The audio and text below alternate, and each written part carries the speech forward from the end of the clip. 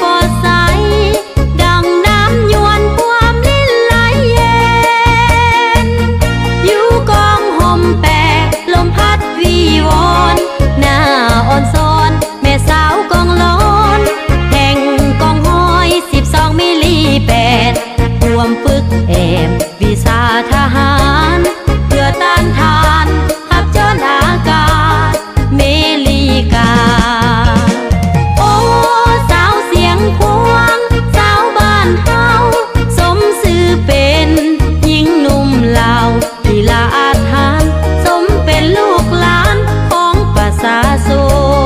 นเหมือนนกแอ่นบินเจออยู่